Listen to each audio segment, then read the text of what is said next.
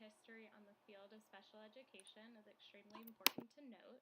Brown versus the Board of Education of Topeka, Kansas was in 1954, and it established the rights of all children to an equal opportunity for education. It was no longer a separate but equal, and it was meant to combine all the children regardless of their race. Pennsylvania Association for Retarded Citizens versus the Commonwealth of Pennsylvania was in 1972. It was a class action suit that established the right to free public education for all children with mental retardation, which are now considered students with learning disabilities. And a class action lawsuit is one where one of the parties is represented collectively. Section 504 of the Vocational Rehabilitation Act was in 1973, and it's the civil rights law that prevents discrimination against all people with disabilities in programs that receive federal funds. That would be your public schools, your government agencies, and that kind of stuff. The Americans with Disabilities Act in 1990 was signed into law by President George H.W. Bush. It extended the 504 by protecting all individuals with disabilities from discrimination. It required employers to make reasonable accommodations for individuals with disabilities. It required buildings, transportation, and all other public places to be accessible for people with disabilities. This included having to build ramps, elevators, wider entrances in order to fit a wheelchair through. IDEA is the Individuals with Disabilities Education Act. It came into effect in 1997. There are 7 parts to it: the IEP, the evaluation and eligibility, the assessments, the discipline, transitions, the importance of paraprofessionals, and mediation.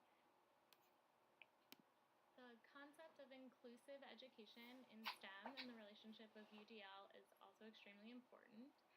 Inclusion for students with disabilities is to make sure that they're included in the gen ed classrooms with supports.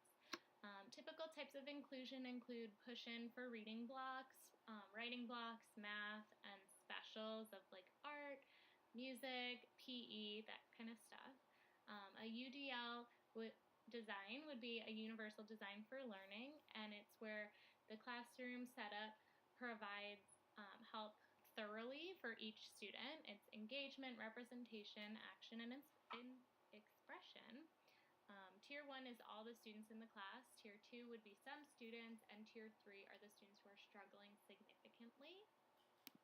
Florida standards should be used to support students with disabilities in STEM and across all of the curriculum through career prep and basic skill requirements. Career prep would include the IEP stating a child's transition plan and looking towards the student's future goals after school ends. Collaboration between the general education teacher and special educators is critical. It creates the best outcome for all students, and it collects everyone's thoughts and ideas in order to best serve the students in the classroom. Behavior really impacts the learning for students with disabilities and without. The teacher often focuses on the student who is theoretically on fire or having a tantrum, regardless of the learning, and they don't focus on the child who is sitting in their seat correctly.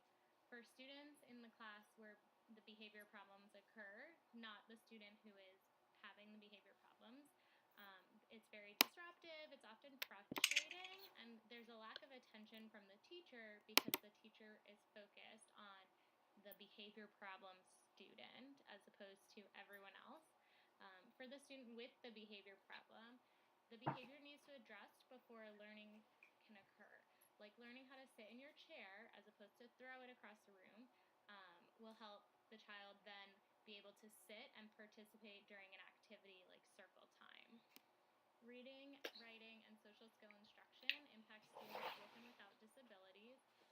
For students with disabilities, different modes of instruction obviously help students to learn.